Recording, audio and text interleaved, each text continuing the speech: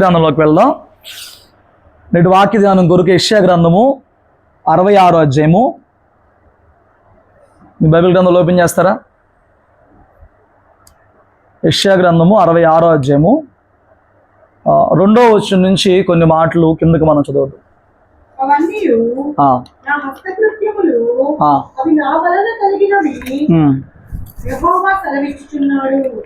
ఎవడు దీనుడై కలిగిన హృదయము గలవాడై నా మాట విని వణుకుచుండునో వానినే నేను దృష్టించుచున్నాను. ఆమేన్, హల్లెలూయా. రాత్రి వాక్యాన్ని మీరు విన్న వాక్యం అయి ఉండొచ్చేమో, కానీ ఆ మాటను దేవుడు చెప్తున్న ఆయన హృదయపు కోణములో మనం ఒకసారి ధ్యానం చేసే ప్రయత్నం చేద్దాం. ఈ 2వ వచనంలో 2వ లైన్ ఒకసారి మనం అండర్లైన్ చేసుకుంటే, ఎవడు దీనుడై నలిగిన హృదయం గలవాడై నా మాట విని వణుకుచుండునో వానినే నేను దృష్టించున్నాను, వాడినే నేను చూస్తాను. ఇంకొకలాగా చెప్పాలంటే వాడినే నేను పట్టించుకుంటాను. చూడడం అంటే ఏంటి? మన భాషలో వాళ్ళు మమ్మల్ని చూడలేదండి అంటే ఈ చూడడమేనా? కాదు కదా. సో వారినే నేను చూస్తాను అంటున్నాడు. వారి విషయంలో నేను జోక్యం చేసుకుంటాను అంటున్నాడు. సరే, ఏంటి ఇక్కడ చూద్దాం. ఎవడు దీనుడై నలిగిన హృదయం కలిగిన వాడు అవుతాడు. మనము కొత్త నిబంధనకు వచ్చినప్పుడు ఆత్మ విషయంలో దీనులైన వారు ధన్యులని చెప్పని చెప్పుకున్నాం. లోకంలో కూడా ఎన్నో సామెతలు ఉంటాయి. ఏంటంటే ఎంత ఎదిగినా ఒదిగి ఉండాలి అని అంటారు. సో లోకమైనా ఏం చెప్తుందంటే తగ్గించుకునుండు అని చెప్తుంది. బైబిల్ గ్రంథమైనా ఏం చెప్తుందంటే తగ్గించుకుని. ఎప్పుడు తగ్గించుకునుండు? ఎక్కడ తగ్గించుకునుండు? సో నువ్వు పరిచయంలో తగ్గించుకోమంటే తగ్గించుకుంటావు.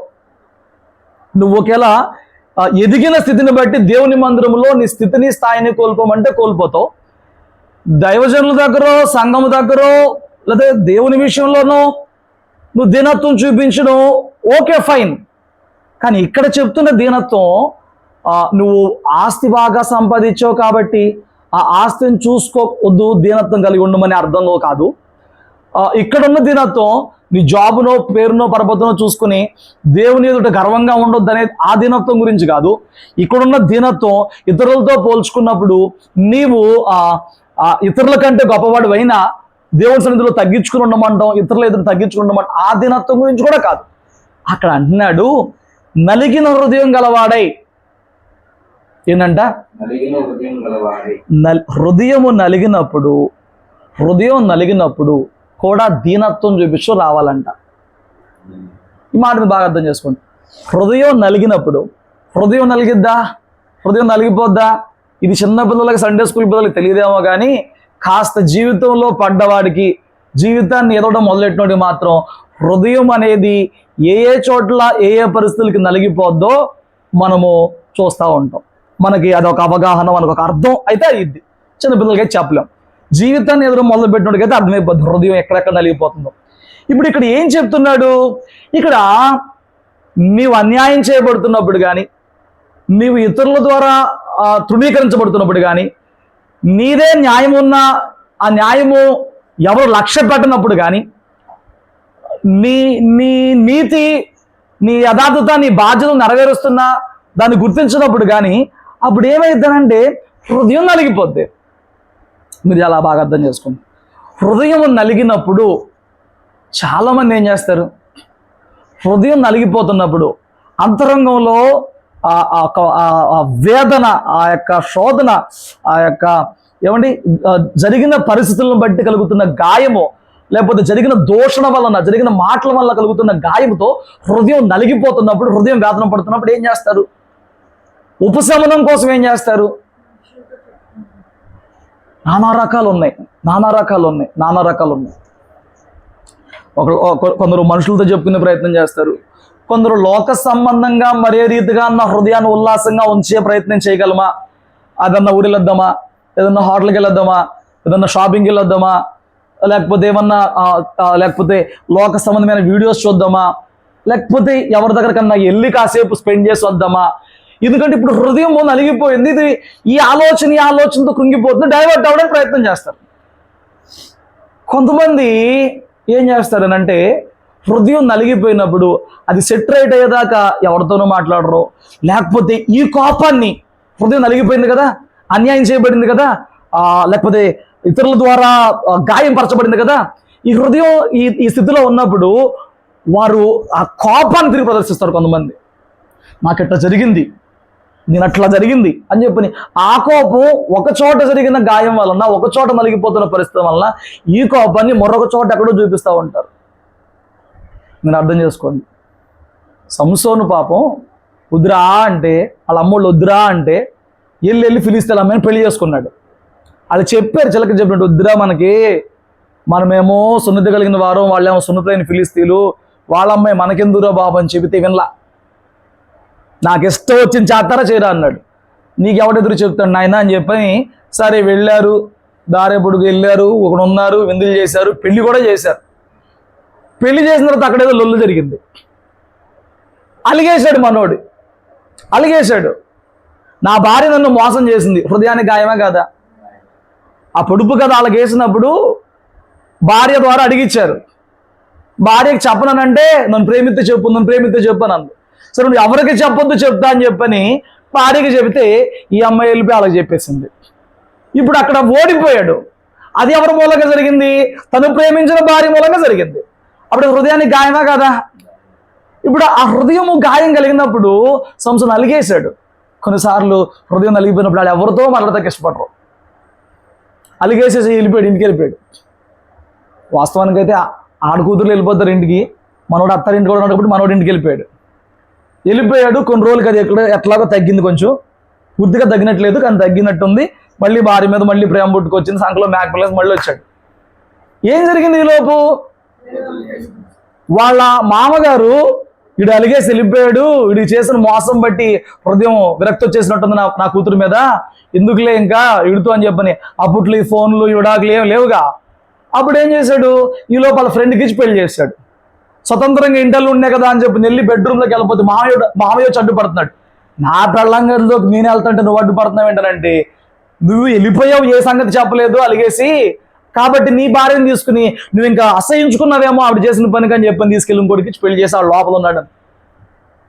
హృదయం ఏమైపోద్ది? కొన్నిసార్లు జీవితంలో మన అనుకున్న పరిస్థితుల ద్వారా, మన అనుకున్న వ్యక్తుల ద్వారానే ఆ జరిగిన క్రియలను బట్టి హృదయం గాయమైద్ది, నలిగిపోద్ది. ఈ నలిగిపోతున్నప్పుడు నా స్థితి దేవుడు చూస్తాడులే, నా స్థితి దేవుడు పట్టించుకుంటాడులే, ఈ సమయంలో నేను ఏమీ అనొద్దు, ఏమి మాట్లాడొద్దు, ఏమీ చేయొద్దు, ప్రతిచర్య చేయొద్దు అని చెప్పని కోపమును అణుచుకుని, ఆవేశం అణుచుకుని, న్యాయం నీకున్న ఓర్చుకుని దీనత్వం ఇలాంటి పరిస్థితుల్లో చూపించగలవా? అప్పుడు ఏం చేశాడు సంసోను? ఎక్కడ లేని కోపం వచ్చేసింది, నలిగిపోయాడు. ఇప్పుడు జరిగిన పరిస్థితిని బట్టి, గాయమైపోయాడు. ఇప్పుడు జరిగిన పరిస్థితిని బట్టి ఏం చేశాడు? వెళ్ళిపోయి 300 నక్కలు పట్టుకొచ్చాడు, ఒకదానికొకటి తోకలు ముడిపెట్టాడు. తోకలు ముడిపెట్టిన తర్వాత వాటిని దివిటీలు కట్టి చాలల్లోకి వదిలేశాడు. అయ్యా ఫోన్ సైలెంట్లో పెట్టండి, లేకపోతే ఆ దివిటీలు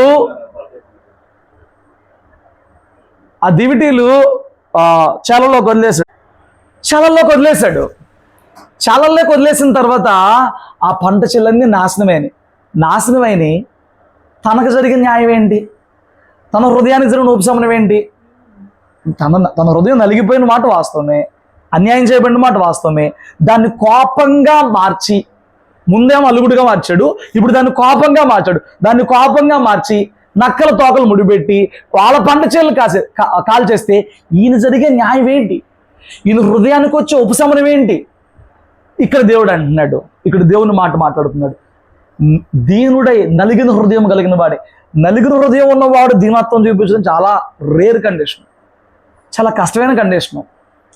మీరు చాలా లోతుగా అర్థం చేసుకోవాలి వాక్యాన్ని.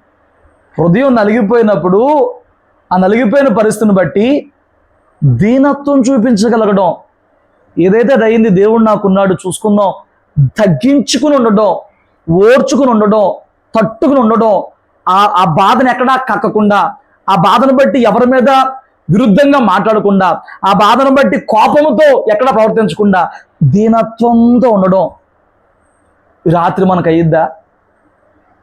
అక్కడ యేసయ్య అంటున్నాడు, ఎవడు దీనుడై నలిగిన హృదయం కలిగిన వాడై, దీనత్వం నలిగిన హృదయంలో నుంచి దీనత్వం కలిగి ఉండి నా మాట విని వణుకుచుండునో, ఏం చేయాలంట?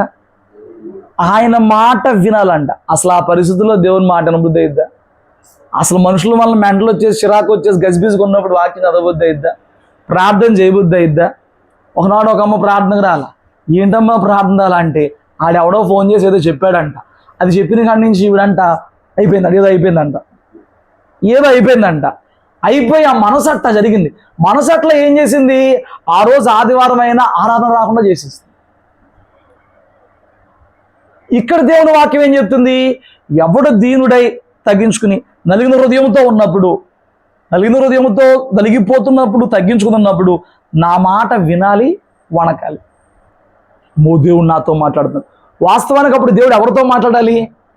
నిన్నోడు గాయపరిచాడు, నిన్నోడు దుఃఖపెట్టాడు, నీ హృదయం నలిగిపోలేక ఒకటి చేశాడు. సో దేవుడు అటుపక్క వ్యక్తితో మాట్లాడి నీ కలిగిన అన్యాయానికి వాడికి బుద్ధి చెప్పి వాడిని తగ్గించి వాడిని అణిచి నీ కాంప్రమైజ్ దేవుడు కావాలి. కానీ ఇక్కడ వాక్యం ఏం చెప్తుంది? నువ్వు నలిగిపోతున్నప్పుడు, నీ హృదయం నలిగిపోతున్నప్పుడు నువ్వే దినత్వం చూపించి దేవుని వాక్యం వినాలంట, దేవుని మాట వినాలంట, దేవుడు నీకేం మాట్లాడుతాడో వినాలంట. చాలా మంది ఏం చెప్తారు? మనసు బాల అందుకే ప్రార్థన చేయలా, మనసు బాల అందుకే వాక్యం చదవలా, మనసు బాగల అందుకే ఆరాధనలో పాల్గొనలా, మనసు బాల. మొన్న ఒకళ్ళని అడిగా, వాక్యం విన్నావా అని అంటే ఏమన్నయ్యా వాక్యం వినలేదు. ఎందుకేం లేదు? నా మనసు బాగలేదు. నీ మనసు ఇంటికాడ బాగలేదు. దేవుని మందిరానికి వచ్చిన తర్వాత, నువ్వు ఆరాధన చేసిన తర్వాత నీ హృదయము దేవునికి అర్పించకుండా ఎందుకున్నావు? నువ్వేం చేయాలి? ఆ హృదయముని అక్కడ అర్పించాలి కదా. ఇప్పుడు దేవుని మాట వినాలి కదా. విని దేవుడు నాతో ఏం మాట్లాడుతున్నాడు అని చెప్పి వనకాలి కదా. అవునా కాదా? చాలామంది ఏమండి చేస్తున్న తప్పిదం ఏంటంటే, జీవితంలో ఉన్న పరిస్థితులను బట్టి నలిగిపోకుండా ఎవరు ఉండరు. నువ్వు నలిగినప్పుడే ఎక్కువ దేవుని యొద్ద ఆయన మాట కొరకు కనిపెట్టే హృదయము నీకు కావాలి. దేవుడు ఎవరిని చూస్తున్నా అని చెప్తున్నాడు. అక్కడ ఎవరిని చూస్తున్నా అని చెప్తున్నాడు? ఆ తర్వాత ఆయన మాటని నువ్వు నలిగిపోయిన హృదయంలో ఉన్నప్పుడు తగ్గించుకుని ఆయన మాట విని వణుకుతున్నప్పుడు ఆయన వస్తాడండి నిన్ను. చూడండి, ఇంకొక కొంచెం లోతుగా చెప్పాలంటే ఈ విషయం గురించి మీకు 18వ సామెతలు 18వ అధ్యాయము 14వ వచనం చదవండి. నరుని ఆత్మ వాని వ్యాధిని ఓచుకునిద్ది, నలిగిన హృదయమును ఎవడు సహించగలడు? చూసారా అర్థం? అంటే నీ దేహానికి రోగం వచ్చింది, నీ దేహానికి గాయమైంది, నీకు ఒక జ్వరం వచ్చింది, లేకపోతే బలహీనత వచ్చింది, లేకపోతే ఏదో ఒక దెబ్బ తగిలింది, యాక్సిడెంట్ అయింది, దేహానికి గాయమైంది. వాక్యంలో దేవుడు చెప్తున్నాడు, దేహానికి గాయమైతే దేహానికి కలిగిన గాయాన్ని హృదయం ఓచుకునిద్దంట. ఎవరు ఓచుకుంటారండి? దేహానికి గాయమైతే ఈ దేహంలో కలుగుతున్న బలహీనతను బట్టి, నీకు వస్తున్న అసౌకర్యాన్ని బట్టి ఏవండి నీ హృదయము దేహము కలిగిన గాయాన్ని ఓచుకునిద్దంట. అయితే నా మాట వినండి, అసలు అంతరంగానికి గాయం కలిగితే నా మాట జాగ్రత్తనండి. ఇక్కడ విషయం ఏంటంటే, దేహానికి కలిగిన గాయము మనుషులు కనబడిద్ది, దేహానికి కలిగిన బలహీనత, దేహానికి కలిగిన గాయము ఏ డాక్టర్ చేత అన్నా స్వస్థతకి అవకాశం ఉంటుంది. అంతరంగానికి కలిగిన గాయము మనుషులకి కనబడదు. అంతరంగానికి కలిగిన గాయానికి వైద్యం చేయగలిగిన వాడు భూమి మీద కూడా లేడు. స్తోత్రం చెప్పు. వాక్యంలో దేవుని ఆత్మ ద్వారా మాట్లాడుతున్న సంగతి ఏంటంట, దేహానికి గాయం కలిగినప్పుడు అంతరంగం ఓర్చుకునిద్ది, ఆత్మ ఓర్చుకునిద్ది. నువ్వు మోటివేట్ చేసుకుంటానికి, కోలుకున్నానని చెప్పడానికి, నేను బయటపడతానని చెప్పడానికి నీ దేహానికి నీ అంతరంగం ఉంది. అసలు గాయమే అంతరంగానికి అయితే దానికి ఇంకెవరు చెప్పగలరు? నీ అంతరంగానికి దానికి ఎవరు ట్రీట్మెంట్ చేయగలరు? విషయం ఏంటంటే, శరీర రోగాలని నయం చేయగలిగిన వారి లోకలు ఎందరో సైంటిస్టులు కూడా ఉన్నారులే, కానీ అంతరంగానికి నయం చేయగలిగిన వాడు యేసయ్య. నువ్వు అలా నలిగిపోయి ఏమీ చేయలేక దీనత్వం సంపాదించుకుని దేవుని సన్నిధిలో ఆయన మాట విన్నప్పుడు ఏమండి నువ్వు ఎక్కడో చెప్పి వాళ్ళకి చెప్పి వీళ్ళకి చెప్పిన అంతరంగం ఇట్లా ఉందని చెప్పి చెబుతాం ఉపశమనం కోసం. కానీ ఏం జరిగిద్దనంటే నీ హృదయం ఇంకా కఠినమైపోయి నీ హృదయం ఇంకా ఇంకా వేదన చెందుతానంటే తప్ప నిజమైన ఉపశమనం ఆ చెప్పిన కాసేపే అనిపించింది, కానీ పరిష్కారం రాదు, ఆ సంపూర్ణమైన విడుదల రాదు. నీకు వచ్చిందంటారా? అప్పుడు రాదు. ఇక్కడ వాక్యం చెప్తుంది, అలాంటి పరిస్థితుల్లో ఎవడు నా మాట విని వణుకుచున్నాడో నేను ఆయన చూస్తా. ఆయన నీ హృదయంలో ఉన్న గాయం ఏంటో చూస్తే కదా, ఆయన నువ్వు దేనికి నలిగిపోతున్నావో చూస్తే కదా, ఆయన నువ్వు ఎక్కడ అన్యాయం చేయబడుతున్నావో చూస్తే కదా, ఆయన ఎక్కడ నువ్వు తేలిక చేయబడ్డావో ఆయన నీ అంతరంగాన్ని చూస్తే కదా ఉపయోగం. ఆయన ఎప్పుడు చూస్తాడంట? నువ్వు అలాంటి పరిస్థితుల్లో ఉన్నప్పుడు కూడా దేవుని దగ్గర గడిపి దేవుని మాట వింటే చూస్తాడు. దేవుని మాట విని అలాంటి పరిస్థితుల్లో కూడా వణికితే అంటే లోబడితే చేస్తే అప్పుడు ఇలాంటి పరిస్థితులు నా బిడ్డ నా మాట విన్నాడే అది చూస్తున్నాడు దేవుడు. అన్ని బాగున్నప్పుడు చేయమంటే ఎవడైనా భక్తి చేస్తారండి. ప్రతికూల పరిస్థితుల్లో కూడా భక్తి చేయాలి కదా. అనుకూల పరిస్థితులు అందరూ భక్తి చేస్తారు. యోబుకు అన్నీ ఉన్నప్పుడు భక్తి చేస్తారు. అది గొప్ప కాదు యోబు గురించి మనం చెప్పుకునేది. యోబుకు అన్నీ తీసేసినా భక్తి చేశాడు. ఇక్కడ దేవుడు దేన్ని గొప్పగా ఎంచుతున్నాడు? అన్నీ ఉన్నప్పుడు చేసిన భక్తి గురించి కాదు, అన్నీ తీసేసిన నోటి మాటలు లేని పాపం గురించి చెప్తున్నాడు. నీ అంతరంగం బాగున్నప్పుడు దేవుడు చేసిన మేలును బట్టి అందరూ నిన్ను పొగుడుతున్నప్పుడు, అందరూ నీ చుట్టుపక్కల ఉన్నప్పుడు, అందరూ నిన్ను క్లాప్స్ కొట్టి ఎంకరేజ్ చేస్తున్నప్పుడు భక్తి చేయడం, ప్రార్థన చేయడం అందరికీ మనతో పెట్టిన విద్య ఎవడేం చేయగలడు? కానీ అదే మనుషులని హృదయాన్ని గాయం చేస్తున్నప్పుడు, నేను అవమానం చేస్తున్నప్పుడు, నేను తేలిక చేస్తున్నప్పుడు, నేను దోషణపాలు చేస్తున్నప్పుడు, నీ పేరు పాడు చేస్తున్నప్పుడు, నువ్వు వాళ్ళ మీద ఏ కోపం చూపించకుండా నువ్వే తగ్గించుకుని దేవుడా ఏం చేయమంటావని ఆయన మాట విని ఏదైనా చెబితే నువ్వు దాన్ని వెంబడిస్తావు చూడు, అప్పుడు దేవుడు నీ వైపు చూస్తాడు. హల్లెలూయా. భక్తిని లోతుగా ధ్యానం చేయండి, దేవుని మార్గాన్ని లోతుగా ధ్యానం చేయండి. ఎన్నో సమస్యలకు పరిష్కారం దేవుని మార్గాన్ని లోతుగా ధ్యానించినప్పుడే దక్కింది. ఈ లోకంలో నేను ఎన్ని ప్రయత్నాలు చేసిన కొన్నిటికి సమాధానాలు దొరకవు, కానీ దేవుని వాక్యము లోతుని ఎదిగినప్పుడు జరిగిద్ది. చూడండి ఇక్కడ ఏమంటున్నాడు, సామెతలు 17 ఆ పక్కనే అసలు ఆ పేజ్ కొడితే పక్కన ఆ పక్కనే అందులోనే 17 22 వచనం చదవండి. సంతోషం కలిగిన మనసు ఆరోగ్యం. మనసు సంతోషంగా ఉంటే ఆరోగ్యం ఉంటుంది. ఇంకేమంటున్నాడు? నలిగిన మనసు అది లేనిపోయిన రోగాలు తెచ్చిపెట్టు. నలిగిపోయిన మనసు అలాగే ఉంచుకుంటే దాన్ని నువ్వు దేవుని దగ్గర దేవుని మాట విని ఆ వైద్యుని దగ్గర వైద్యం చేయించుకుంటా నువ్వు దేవుని సందులో గడపకపోతే, అంతరంగానికి హృదయ గాయానికి వైద్యుడు ఎవడు? యేసయ్యే, మనుషులు ఎవరు కాదు. ఆ వైద్యుడి దగ్గర నువ్వు వెళ్ళకపోతే, ఆ వైద్యుడి మాట వినకపోతే, ఆ వైద్యుడు చెప్పిన సూచనలు పాటించకపోతే, ఏమంటే దేహానికి అనారోగ్యం వచ్చినప్పుడు ఏం చేస్తాం? డాక్టర్ని అడుగుతాం, ఏం పెట్టచ్చు, ఏం తినొచ్చు, ఏం పరిచయం చేయాలి, 100 అడుగుతాం, అది చెప్పింది అనుకో తేడా వచ్చేది. ఇప్పుడు నీ అంతరంగాన్ని గాయానికి వైద్యం చేస్తున్న యేసే దగ్గర నువ్వు గడపకపోతే, ఆయన మాట వినకపోతే నీకు సంతోషం ఎక్కడి నుంచి వచ్చింది? ఇక్కడ అంటున్నాడు, సంతోషం కలిగిన మనసు అయితే నీకున్నప్పుడు అది చాలా ఆరోగ్యం తెలుసా. ఒకవేళ ఆ వ్యక్తి అనారోగ్యంగా ఉన్నప్పటికీ హృదయం సంతోషంగా ఉంటే 70-80% రోగం ఎగిరిపోయినట్టే వాడికి. హృదయం సంతోషంగా ఉంటే ఆ దేహపరంగా ఎంత అనారోగ్యం ఉన్నా హృదయంలో ఉన్న సంతోషం ఎక్కలేని బలాన్ని ఇచ్చింది. ఒకవేళ ఆ వ్యక్తి ఆరోగ్యవంతులైనప్పటికీ హృదయం కనుక నలిగిపోతూ ఉంటే తెలియని రోగాలు కూడా తొందరగా వస్తాయి. నిజం. డాక్టర్ దగ్గరికి వెళ్ళి వాడు చెకప్ చేసినప్పుడు బీపీ హైయో లోనా అయినప్పుడు, లేకపోతే షుగర్ హైయో లోనా అయినప్పుడు, నువ్వు ఫుడ్ అంతా బాగానే తిన్నాను అని చెప్పిన తర్వాత ఆడు ఒకటే అంటాడు, ఏం ఆలోచిస్తున్నావు, ఏం ఆలోచనలు పెట్టుకుని ఉన్నావు? ట్యాబ్లెట్ టైంకి వేసుకుంటున్నాను, తిండి సరిగా తింటున్నాను, అన్నీ ఆ లిమిట్లోనే ఉంటాను, ఎక్సర్సైజ్ చేస్తున్నాను, అన్నీ చేస్తున్నాను, అయినా షుగర్ ఎందుకు వస్తున్నాను అంటే వాడు ఒకటే అంటాడు, అన్నీ బాగా ఉన్నాయా, నువ్వు ఏం ఆలోచన చేస్తున్నావు? ఏం ఆలోచన చేయకూడదు, నువ్వేం ఆలోచన చేయలేదు. ఆ డాక్టర్ ఈ డాక్టర్ కూడా ఒప్పుకోవట్లేదు ఆలోచన ఎక్కువ చేస్తే. ఇక ఎంత నష్టం దేహానికి. సరే నష్టమే కానీ ఎలా ఓర్చుకోవడం, ఎలా తట్టుకోవడం, ఎలా? నీ నలిగిన హృదయము నువ్వు ఉన్నప్పుడు నువ్వు చేయాల్సింది ఏంటంటే, ఆయన నాతో ఏం మాట్లాడతాడు, ఆయన నాకేం చెప్తాడు, నువ్వు ఆయన మాట వినాలి, ఆయన మాట వినాలి.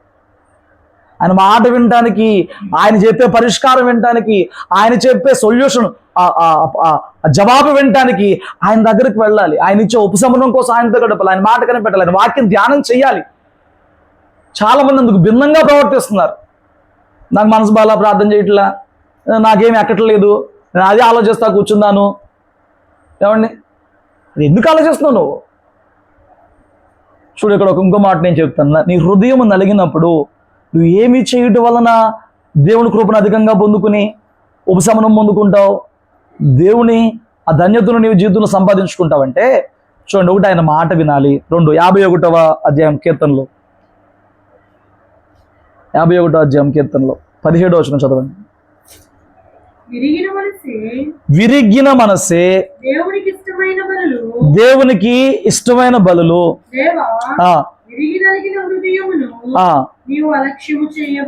విరిగి నలిగిన హృదయాన్ని దేవుడు అలక్ష్యం చేయడు. నువ్వేం చేయాలంటే నీ విరిగి నలిగిన హృదయంతో ఆయనకు ఆరాధన చేయి.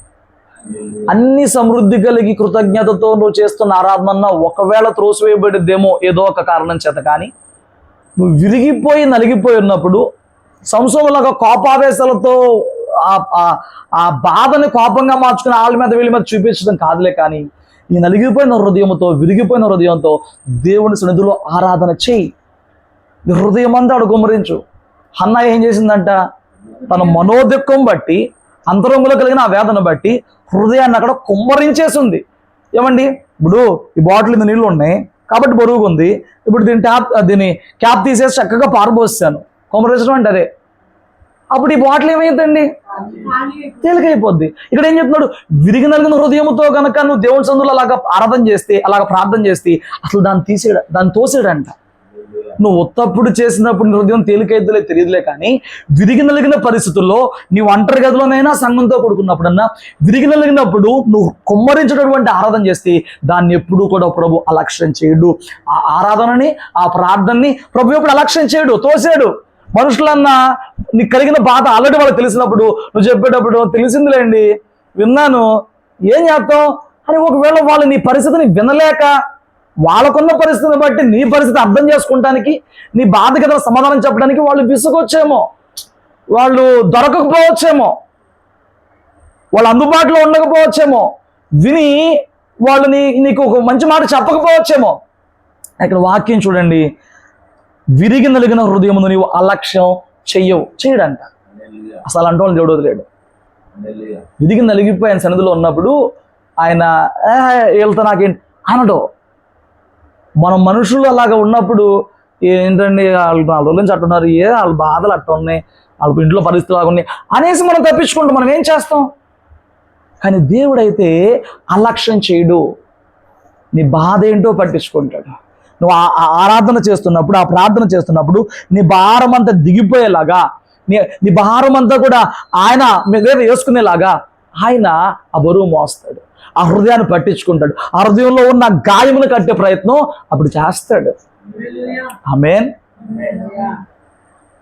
అందుకని నువ్వు నీ హృదయం నలిగిపోయి ఉన్నప్పుడు ఏం చేయాలయ్యా అనంటే ఆరాధించాలి, ప్రార్థించాలి. ఏమండి, నువ్వు హృదయం నలిగిపోయినప్పుడు ఇంకొంచెం చోటు ఇచ్చావు, సాతానుడు వచ్చి కూర్చుంటాడు. ఇంకొంచెం ఆరాధన చేయకుండా అలాగే 2-3 రోజులు ఉండిపోయావా, సాతానుడు వచ్చి ఆ మనుషుల మీద, ఈ మనుషుల మీద, ఆ మనుషుల మీద, దేవుని మీద, భక్తి మీద ఎన్నెన్నో కఠినం చేసేస్తూ ఉంటాడు. కానీ ఆ విరిగి నలిగిపోయిన పరిస్థితుల్లో నువ్వు చేయాల్సింది ఏంటయ్యా అని చెప్పారంటే ఒకటే, నువ్వు చేయాల్సింది ఒకటే, దేవుణ్ణి ఆరాధించాలి, దేవునికి ప్రార్థించాలి, దేవుని మాట వినాలి. ఇప్పుడు చూడు, నీ హృదయాన్ని అలక్ష్యం చేయడంట. నువ్వు ఆయన మాట వింటే నిన్ను దృష్టిస్తాడంట, నిన్ను చూస్తాడంట, నిన్ను చూస్తాడు, నీ పరిస్థితిని చూస్తాడు, నిన్ను పట్టించుకుంటాడు, ఏదో ఒకటి అక్కడ ఆ కార్యం జరిగిస్తాడు, నీ హృదయ గాయానికి కట్టుకడతాడు. ఎంత గొప్ప దేవుడు మనకున్నాడు.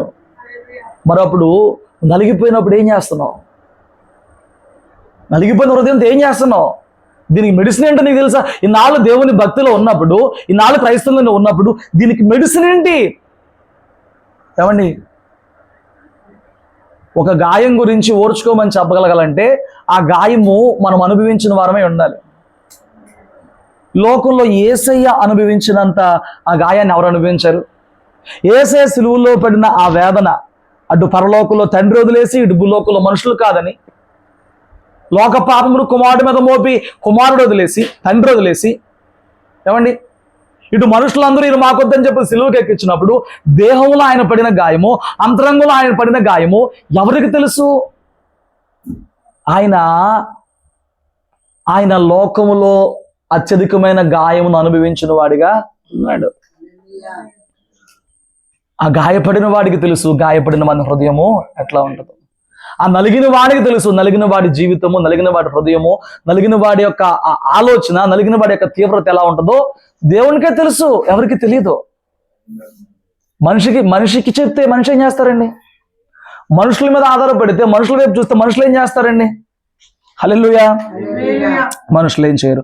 కాబట్టి నువ్వు గుర్తుపెట్టుకోవాల్సిన 3 లేదా 4 విషయాలు చెప్తా. 1, నువ్వు ఎలాంటి పరిస్థితుల్లో ఉన్నా ఆయనకు ఆరాధించు, ఆయనకు ప్రార్థించు. ఏం చేయాలండి? ఆయనకు ఆరాధించాలి, ఆయనకు ప్రార్థించాలి. మరెక్కువగా నువ్వు నలిగిపోతున్నప్పుడే, నువ్వు కొట్టబడుతున్నప్పుడే నువ్వు ఎక్కువగా ఆయన ఆరాధించాలి. ఈ బాధలో ఉన్నాను, ఈ మాటే గుర్తొస్తుంది, ఈ ఆలోచన గుర్తొస్తుంది, వాళ్ళ అన్నయ్య గుర్తొస్తుంది, వాళ్ళు చేసినయే గుర్తొస్తున్నాయి. అయ్యా మాట్లాడద్దు. వాళ్ళు చేసినయే గుర్తొస్తున్నాయి, వాళ్ళ అన్నయ్యే గుర్తొస్తున్నాయి, వాళ్ళు అసలు ఆ మాట అన్నారు, అసలు నా జీవితంలో అది లేనే లేదు, అయినా ఆ మాట అన్నారు, తీసుకోలేకపోతున్నా. ఈ సోదంతా చెప్పుకుంటూ కూర్చుంటే నేను ఇంకా సాతానుడు వాడుకుంటాడు. ఈ మాటలను చెప్పుకుంటూ కూర్చుంటే, ఈ చెప్పుకుని నువ్వు దేవుడిని ఆరాధన చేయాల్సిన రీతిగా చేయకపోతే, గడపాల్సిన రీతి గడపకపోతే నేను సాతానే వాడుకుంటాడు. దేవుడు ఆడుకోలేడు, దేవుడు మాట్లాడలేడు, దేవుడు దృష్టించలేడు. దేవుడు అంటున్నాడు, ఆ విరిగి నలిగిన హృదయంతో నువ్వు ఆరాధన చేస్తానంటే ఆ లక్ష్యం చేయడు. దీనుడు నలిగిన హృదయంతో ఆయన మాట విని వణుకుతుంటే ఆయన నిన్ను దృష్టిస్తాడు. హల్లెలూయా. 34వ కీర్తనలో ఒక మాట ఉంటుంది. 34వ కీర్తన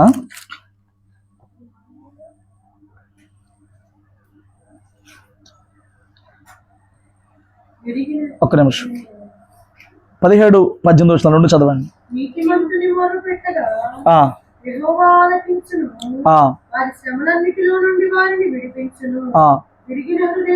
విరిగిన హృదయము గలవారికి యెహోవా ఆసన్నుడు, నలిగిన మనస్సు గలవారిని ఆయన రక్షించును. 3వ మాట ఏంటంటే విరిగిన హృదయము. ఇప్పటికీ 2 మాటలు చెప్పాను. 1, నువ్వు విరిగిన హృదయంలో ఉన్నప్పుడు దీనత్వం కలిగి ఆయన మాట వినాలి, అప్పుడు ఆయన వైపు చూస్తాడు. 2, నువ్వు విరిగిన హృదయముతో హృదయాన్ని కఠినం చేసుకోవడం కాదులే కానీ ఆయనకు ఆరాధించాలి, ఆయనకు మొర్ర పెట్టాలి, అప్పుడు నీ హృదయాన్ని ఆయన అలక్ష్యము చేయడు. 3, విరిగిన హృదయం గలవారికి యెహోవా ఆసనుడు, అంటే వాళ్ళకు సమీపముగా ఉంటాడు, వాళ్ళకు తోడుగా ఉంటాడు. విరిగిన హృదయం కలిగిన వారికే తోడుగా ఉంటాడు. అప్పుడు నీకేం కావాలి తెలుసా? దీనత్వంగా. నేను మళ్ళీ చెప్తున్నా, విరిగిన హృదయంతో పాటు నీకు దీనత్వం లేకపోతే ఇవన్నీ సంపాదించలేవు. విరిగిపోయిన హృదయంతో పాటు ఏముండాలి? దీనత్వం ఉండాలి, తగ్గించుకుని ఉండాలి. నా స్థితి ఇంతే, ప్రస్తుతానికి నేను ఇలా ఉండాల్సిందే అని నువ్వు ఓర్చుకోవాలి తప్ప నేను ఇలా ఉండనని చెప్పని రెచ్చిపోతే ఏం సాధించలేవు. నేను ఇది ఒప్పుకోను, ఈ పరిస్థితిని ఒప్పుకోను, ఈ స్థితిని ఒప్పుకోను అని చెప్పానంటే, ఒప్పుకోను అంటే నీ జీవితాన్ని డిజైన్ చేసుకునే అధికారం నీకు లేదు కదా. ఎవరి జీవితం వారికి వారు డిజైన్ చేసుకోగలరు? చేయలేరు కదా. దేవుడును కలిగి ఉన్నప్పుడు దేవుని చిత్తాన్ని అనుమతించాలి కదా. ఈ పరిస్థితులు దేవుడు నా జీవితంలోకి ఎందుకు తెచ్చాడు అని చెప్పని నువ్వు దేవునికి అవకాశం ఇవ్వకపోతే, అనుమతించకపోతే ఎలా కుదిరిద్ది? ఏమండి? స్తోత్రం చెప్పు.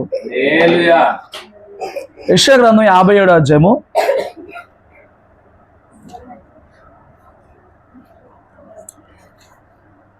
57వ అధ్యాయం 15వ వచనం చూడండి.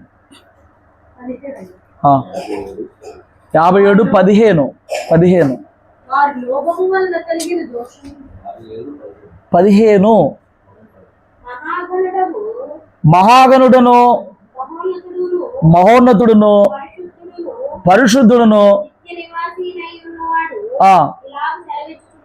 ఇలాగ సెలవిచ్చున్నాడు. ఏంటంట? నేను మహోన్నతమైన పరిశుద్ధ స్థలములో నివసించువాడను, అయినను వినయము గల వారి ప్రాణమును ఉజ్జీవింప చేయుటకు, నలిగిన వారి ప్రాణాన్ని ఉజ్జీవింప చేయడానికి తిరిగి వినయము గలవారి యొద్దను మనసు గలవారి యొద్దను నివసించువాడు. ఎక్కడ నివసిస్తున్నాడంట? వినయము గలవారి యొద్ద దేవుడు. నలిగిన వారి ప్రాణాన్ని ఉజ్జీవింప చేస్తానికి. నలిగిన వాడి ప్రాణాన్ని ఏం చేయాలంట దేవుడు? ఆ నలిగిపోయిన వాడి ప్రాణం ఉజ్జీవింప చేస్తానికి ఈ నలిగిన వాడి దగ్గర వినయము దీన మనసు ఉంటే అప్పుడు ఆయన ఉంటాడంట. మీరు వాక్యం అర్థం చేసుకోవాలి. వినయం కలిగిన వాడి ప్రాణాన్ని నేను ఉజ్జీవింప చేస్తా. అయితే అలా చేయాలంటే నలిగిపోయిన వాడి ప్రాణం ఉజ్జీవింప చేస్తా. అలా చేయాలంటే వాడికి వినయం ఉండాలి, వాడికి దీన మనసు తగ్గించుకుని ఉండేలాగా ఉండాలి. అప్పుడు దేవుడు ఆ వ్యక్తిని ఎలా జీవించాలో, ఎలా జీవితంలో పైకి తేవాలో, ఎలా వాడిని తోడండి అభివృద్ధి చేయాలో, వాడి ప్రాణాన్ని ఉద్యోగంలోకి అప్పుడు తెస్తాడు. కానీ చాలా మంది నలిగిపోయినప్పుడు ఏం చేస్తారనంటే వారి మాటలతో సాధించడానికి, వాళ్ళ క్రియలతో సాధించడానికి, వాళ్ళ పంతంతో సాధించడానికి, వాళ్ళ కోపంతో సాధించడానికి, వాళ్ళ అలుగుడితో సాధించడానికి ప్రయత్నం చేస్తూ ఉంటారు. అలా నీవే ఏదో సాధిద్దామని ప్రయత్నం చేస్తే ఆయన ఏం చేయడు. నీ పంతాలతో, నీ ఆత్రతతో, నీ కోపాలతో, నీ మాటలతో, నీ అలుగుడితో, నీ సహాయ నిరాకరణతో నువ్వేదో సాధించేద్దాం, నా నలుగు పరిస్థితికి న్యాయం జరిగేలాగా చేద్దామని నువ్వు ప్రయత్నాలు చేస్తే ఇంకా బ్యాడ్ అవడం, ఇంకా నలిగిపోవడం ఉంటుంది తప్ప నీకు దేవుని వలన కలగాల్సిన సహాయము, నీ జీవితంలో ముందుకు వెళ్ళి నీ స్థితి మెరుగుపడాల్సిన పరిస్థితి రాదు. అర్థం చేసుకోవాలి. చాలామంది ఇలాంటి పరిస్థితులు ఏం చేస్తారంటే నేను చెప్తున్నట్లుగా మనుషులతో నిమిత్తం లేకుండా మారిపోతారు. ఆ జరిగిపోయిన సంఘటనలు నిష్ఠూరపు మాటలతో మాట్లాడతారు. ఈ కోపాన్ని ఎక్కడో ప్రదర్శిస్తూ ఉంటారు. ఇంకా కట్ చేసుకుంటానికి అలిగేసి దూరం అయిపోతారు. ఏది చేస్తూ ఉంటారు పిచ్చి పనులని. కాదు, ఏం చేయాలి అని అంటే మళ్ళీ నలిగినప్పుడు దీనత్వం. చూడండి, మనం 66:2 చదివినప్పుడు అక్కడ దీనత్వం నలగడం 2 ఒక చోట ఉన్నాయి. 57లో ఈ 15 చదువుతున్నప్పుడు కూడా నలిగిన వారి ప్రాణం ఉజ్జీవింప చేయడానికి ఎక్కడ ఉంటారంట? వినయం గల వారి యొద్ద దీన మనసు. నువ్వు నలిగినప్పుడు దీన మనసు ఉండాలి. నువ్వు నిందించబడినప్పుడు, నువ్వు లేని ఒక పరిస్థితిలో, లేని ఒక అన్యాయము, లేని ఒక మాట చేత నువ్వు ముద్రించబడినప్పుడు, అన్యాయం చేయబడినప్పుడు, నువ్వు ఏది చేయబడినప్పుడైనా నీకు తగ్గించుకుంటూ రావాలి. ఇది రాకే దేవుడిచ్చే ఉపశమనాన్ని పొందుకోలేకపోతున్నా. ఇది రాక ఏమండి, మీరు చూడండి, మీకు అర్థమయ్యేలాగా చెప్పాలంటే పాత నిబంధనలో యోసేపు ఉన్నాడు. తన అన్నలు 10 మందిని ప్రేమించాడు. వాళ్ళు తప్పుడు మార్గంలో ఉంటే ఇష్టపడలేకపోయాడు. వాళ్ళకి తండ్రి ఆహారం తీసుకెళ్ళమంటే దాదాపు 150-170 కిలోమీటర్ల దూరంలో ఉన్నప్పటికీ కూడా వాళ్ళ కోసం ప్రయాసపడి ఆహారం తీసుకెళ్ళాడు. తన 10 మంది అన్నల్ని తాను ప్రేమించాడు. 10 మంది క్షేమాన్ని కోరుకున్నాడు. 10 మంది తప్పుడు దారిలో కాదు, నీతి మార్గంలో ఉండాలని కోరుకున్నాడు. అన్ని చేస్తే అన్నలు తిరిగి ఏం కోరుకున్నాడు? తమ్ముడి మీద నిన్ను చంపితే నీ కవలేమవుతీరా అని చెప్పి అనుకున్నారు.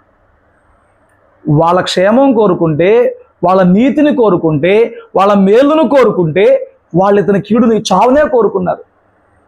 అలా అని తీసుకెళ్ళి గుంటలో పడేసి ఇప్పుడు చెప్పరా నీ కలలేమవుతాయి అని చెప్పిన వాళ్ళ పైశాచికత్వం ఆ చిన్నవాడి మీద చూపిస్తే వాడి హృదయం అంత నలిగిపోయి ఉండాలి, వాడి హృదయం అంత గాయమైపోయి ఉండాలి. ఓకే, అయిపోయింది.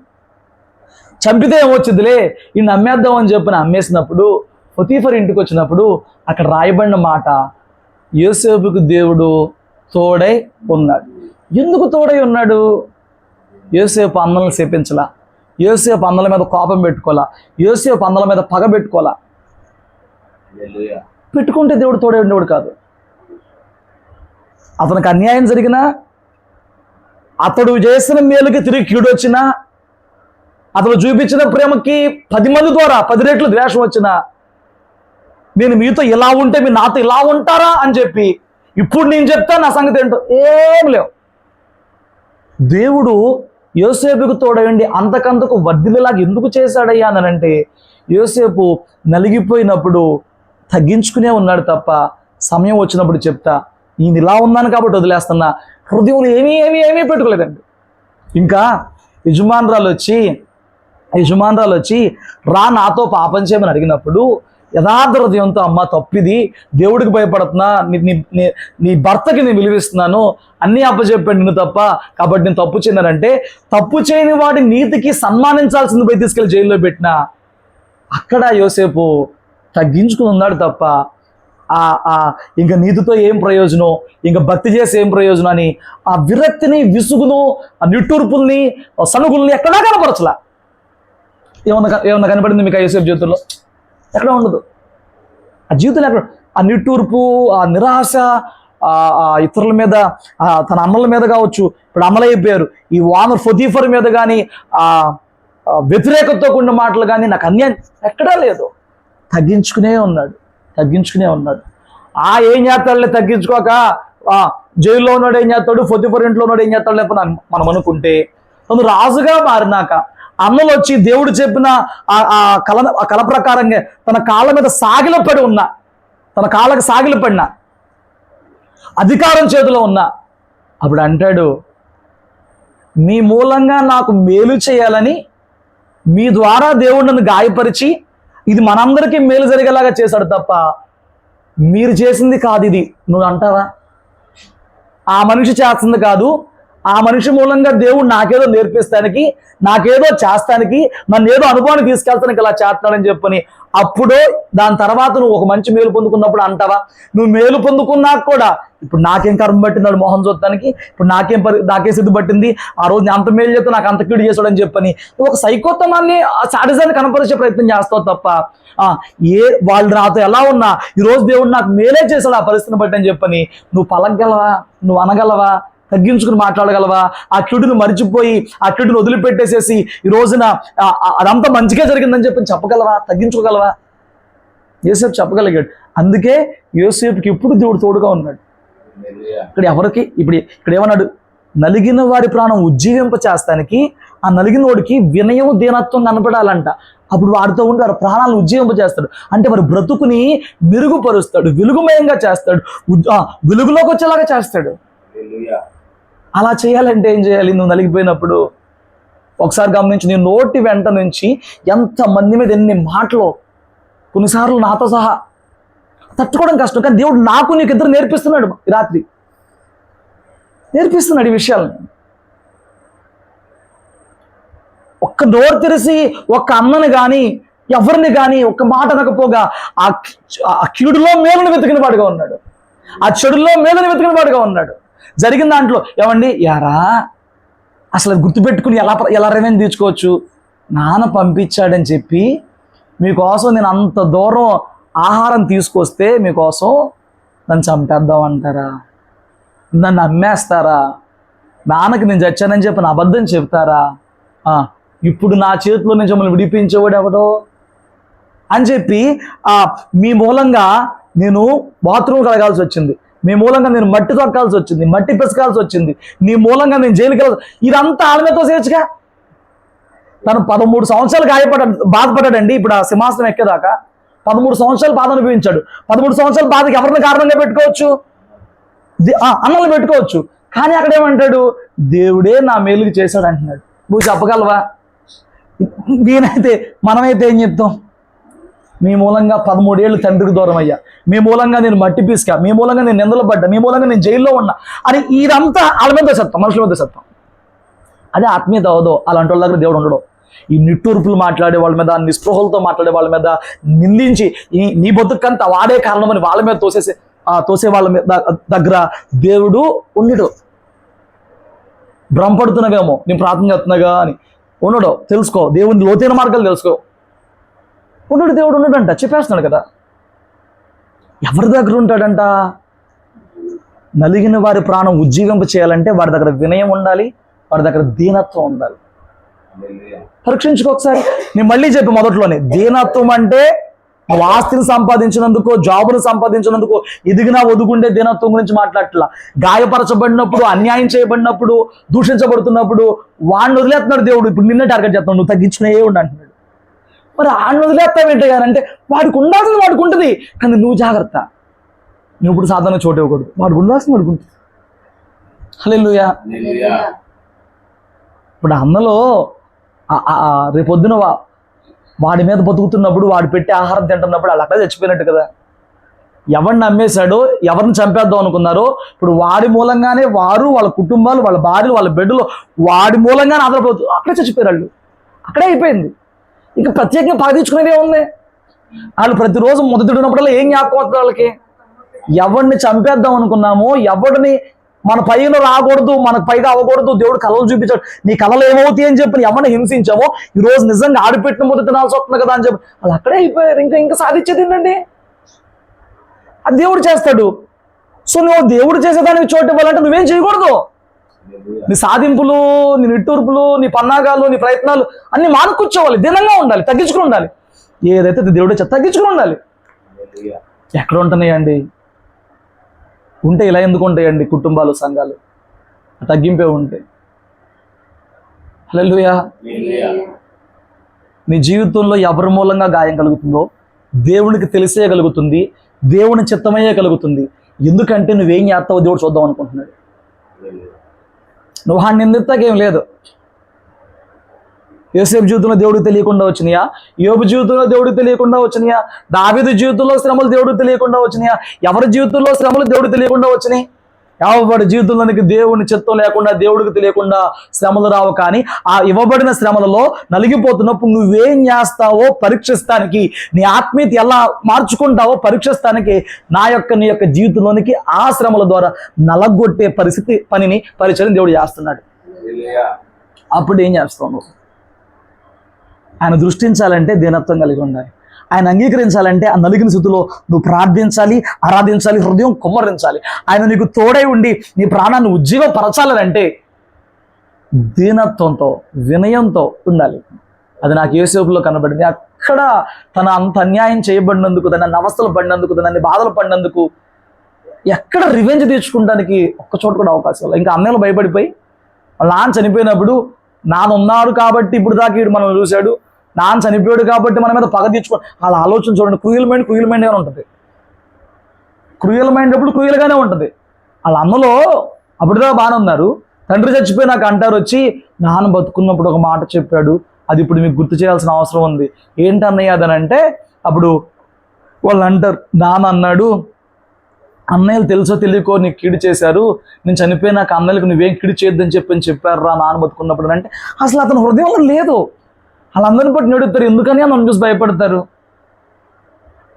ఈనాడు జరుగుతున్నట్లుగా మన క్షేమం కోసమే దేవుడు అలా ఆ రోజున జరిగించాడు. అంతా మన యొక్క మేలుకే జరిగింది. నేను దాన్ని పట్టించుకోవట్లేదు. ఆత్మీయుడి హృదయం ఆత్మీయంగానే ఉంది, క్రూరత్వం ఉండే హృదయం క్రూరంగానే ఉంది. వాళ్ళు అక్కడ కూడా ఆలోచన చేశారు. ఇప్పుడు నాన్న చచ్చిపోయాడు కాబట్టి మళ్ళీ ఏమైనా చేస్తాడేమో. వాళ్ళైతే చేస్తారు కాబట్టి వాళ్ళకి ఆలోచన వచ్చింది. వాళ్ళైతే చేస్తారు, అందుకే వాళ్ళకి ఆలోచన వచ్చింది. యోసేపు ఏం చేయడు? యోసేపు ఆలోచన లేదు. ఆ హృదయపూర్వకంగా వాళ్ళని ఆ రోజే హత్తుకున్నాడు. స్తోత్రం చెప్పు. 17 ఏళ్ల క్రితమే వాళ్ళు ఆ కానాన్ దేశం నుంచి ఐగుప్తు వచ్చిన 17 ఏళ్ల క్రితమే ఆ రోజే హృదయపూర్వకంగా హత్తుకున్నాడు. హృదయపూర్వకంగా అందరినీ ముద్దు పెట్టుకున్నాడు. కపటమే లేదు అతనిలో. పాపం వీళ్ళు కపటం 17 ఏళ్ళు అయిపోయినా కానీ వాళ్ళు కపటంగానే ఉన్నారు. ఇంకా ఇప్పుడు తమ్ముడు ఏమన్నా చేస్తాడేమో. ఆత్మీయుడు ఎప్పుడు ఎవరిని ఏం చేయడు, తగ్గించుకున్నాడు. ప్రభువా నీకు అప్పు చెప్పాను. ఏం చేస్తాం మనం? ఏం చేస్తాం? ప్రభువే సిలువలో తగ్గించుకున్నప్పుడు, ఈరోజు నువ్వు సిలువ అనే శ్రమలు గుండా వెళ్తున్నప్పుడు తగ్గించుకుని ఉండమే, అప్పుడే ఆయన తోడుకుంటాడు. హల్లెలూయా. ఇంకొక మాట, 4వ మాట చెప్పింది ముగిస్తాను చూడండి. మత్తయి సువార్త 13వ అధ్యాయము 12వ అధ్యాయము 19వ వచనం చదివి పెట్టండి. ఈయన జగడమాడడు,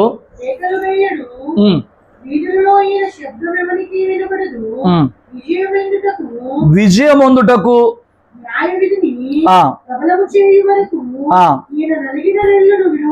ఈయన నలిగిపోయిన రెల్లును విరువడు, మకమకలాడుచున్న అవిసెనారును ఆర్పడు. చూడండి, ఈయన అంటే యేసయ్య. విజయం పొందడానికి న్యాయ విధిని ప్రబలం చేయ వరకు ఈయన నలిగిన రెల్లును, నలిగిపోయిన రెల్లు అంటే ఎవరు? నలిగిపోయిన రెల్లు అంటే ఎవరు? తన పరిస్థితుల ద్వారా, తన స్థితిగతుల ద్వారా, ఆర్థికంగా కావచ్చు, అంతరంగంలో కావచ్చు, నలిగిపోతున్న మనిషినే నలిగిన రెల్లు అని చెప్పబడింది. నలిగిన రెల్లు అని అంటే బలహీనుడు అని చెప్పబడింది. ఈ మాట ఎక్కడ కనబడిద్ది అంటే, హిజ్కియా దగ్గర ఆ అషూర్ రాజు వాళ్ళ యుద్ధానికి పంపించి మాట్లాడుతున్నప్పుడు, ఒకవేళ హిజ్కియా నలిగిన రెల్లు వంటి ఐగుప్తును నమ్ముకున్నాడేమో అని. అప్పటికే ఐగుప్తు రాజు అన్ని కోల్పోయి బలహీనుడు అయిపోయాడంట. యుద్ధాలు చేసి చేసి అంతా పిప్పి అయిపోయింది. హిజ్కియాతో ఆ రాజు మాట్లాడిన మాటల్లో నలిగిన రెల్లు వంటి ఐగుప్తును నమ్ముకుంటున్నావా, నలిగిపోయిన రెల్లు అంటే బలహీనుల్ని, అణగారిపోయిన వారి గురించి మాట్లాడిన మాట. అంటే ఇక్కడ విషయం ఏంటంటే యేసే తన రాజ్యం స్థాపిస్తానికి వచ్చాడు. భూలోకంలో ఒక రాజు రాజ్యం స్థాపిస్తే ఎక్కడో ఒక చోట అణగారిన వారికి, ఎక్కడో ఒక చోట లేని వారికి, ఎక్కడో ఒక చోట మనుషులకి అన్యాయం జరగవచ్చు, బలహీనులకి అన్యాయం జరగవచ్చు. ఏ రాజు సంపూర్ణంగా అందరికీ న్యాయం చేయలేడు. చేయగలరా? ఒక పార్టీ వచ్చి ఒక పథకాలు తెచ్చిందనంటే అది వేరే ఎవరికో నష్టం జరిగిద్ది. ఈ పార్టీ చేసే పరిపాలన ఎక్కడో ఎవరికో నష్టం జరిగిద్ది. ఇప్పుడు వేరే పార్టీ వాడు వచ్చినప్పుడు వాడు చేసేది ఏమన్నా మేలు జరుగుతారంటే వాడు చేసే కోణంలో ఇటు కొందరికి మేలు జరిగితే అటు కొందరికి అన్యాయం జరిగిద్ది. ఏ రాజుగా భూలోకంలో పరిపాలన చేసేవాడు సంపూర్ణంగా అమ్మగారిన వారికి, నలిగిపోయిన వారికి, బలహీనులకి న్యాయం చేయలేడు. కానీ ఇక్కడ రాయబడిన మాట ఏంటంటే ఆయన రాజ్యంలో విజయం సంపాదించడానికి ప్రభువు నలిగిపోయిన రెల్లుని విర్రవడు. అంటే ఆయన బలహీనులని పట్టించుకోకుండా పోడు. రాజ్యంలో బలహీనలు ఉన్నారనుకో, రాజు తన చుట్టూ ధనవంతులని, తెలివైన వాళ్ళని, గొప్పవారిని పోగు చేసుకుని వాళ్ళ మీద మనసు పెడతాడా? ఈ బలహీనుల్ని పక్కేసి తిరుగుతాడా? వాళ్ళని లక్ష్య పెట్టడు, వాళ్ళతో ఉండడు. కానీ ఇక్కడ యేసే చేసే పరిచర్య ఏంటంటే కొత్త నిబంధనలో నలిగిన రెల్లుని విరవడు. అంటే ఇప్పటికే నువ్వు బలహీనంగా ఉంటే నిన్ను దాటి వెళ్ళిపోడు, నిన్ను ఇంకా బాధలో పెట్టడు, నిన్ను ఇంకా నలిగిపోయేలాగా, విరిగిపోయేలాగా చేయడు. నిన్ను లక్ష్యం ఉంచుతాడు, నిన్ను పట్టించుకుంటాడు, నీకు మేలు చేస్తాడు, నీ కార్యం చేసి నేను దాటిపోతాడు. అలా చెయ్యాలంటే, అలా జరగాలనంటే నేను మళ్ళా మొదటికే వస్తున్నా, నలిగిపోయిన చోట దుష్టునికి చోటివ్వవద్దు. నలిగిపోయిన చోట నీ పంతాలతో, తాపత్రయాలతో, నీ ఆలోచనతో, నీ ప్రయత్నాలతో నలిగిపోయిన స్థితి నుంచి నువ్వు బయటపడే ప్రయత్నం చేయొద్దు. నలిగిపోయిన చోట నువ్వు ముడుచుకుపోయి సాతానికి చోటు ఇవ్వద్దు. అప్పుడు అంటున్నాడు, నేను దృష్టిస్తాను అంటున్నాడు, ఆ హృదయాన్ని లక్ష్య పెడతాను అంటున్నాడు, అలక్ష్యం చేయను అంటున్నాడు, నేను వారి దగ్గరే ఉంటాను అంటున్నాడు, నేను దాటిపోను అంటున్నాడు. హల్లెలూయా. రాత్రి ఇక్కడ ఉన్న కుటుంబమే కానీ, వచ్చిన వారే కానీ, నీ హృదయం ఎలా ఉన్నప్పటికీ, అది ఏ కారణాల చేత, ఏ మాటల చేత, ఏ పరిస్థితుల చేత అది నలిగిపోయి ఉన్నప్పటికీ, ఈ నలిగిన స్థితిలో దీనత్వం కలిగి ఉండడం నేర్చుకో. న్యాయం నీదే అయినా, మంచి నీ వైపే ఉన్నా, నీ దగ్గర ఏ లోపం లేకున్నా, నువ్వు అన్యాయం చేయబడుతున్నప్పుడు, నలిగిపోతున్నప్పుడు పరిస్థితులను బట్టి దానిని ఇదిగో ఈ సంసోను కోపంగా మార్చుకున్నట్లు, లేకపోతే ఏమండి వేరేలాగా నువ్వు మార్చుకోవద్దు నీ బాధని. దాన్ని ఏం చేస్తావంటే తగ్గించుకుని దేవుని సన్నిధిలో ఆరాధన చేయి, దేవుని సన్నిధిలో ప్రార్థన చేయి. ఆయన మాట విను. ఆయన మాట్లాడినప్పుడు వణుకు, నాతో మాట్లాడుతున్నావా ప్రభు అని. అప్పుడు ఆయన దృష్టి పడతాడు, ఆయన పట్టించుకుంటాడు, ఆయన లక్ష్య పెడతాడు, నీతో ఉంటాడు, నీ ప్రాణాన్ని ఉజ్జీవింపజేస్తాడు. అట్టి కృప, అట్టి భాగ్యం ఇప్పుడు వచ్చిన ప్రతి ఒక్కరికి, కుటుంబానికి ఇప్పుడు సంపూర్ణంగా కలగ చేయనుగాక. ప్రార్థన చేసుకున్న తల్ల వంచండి.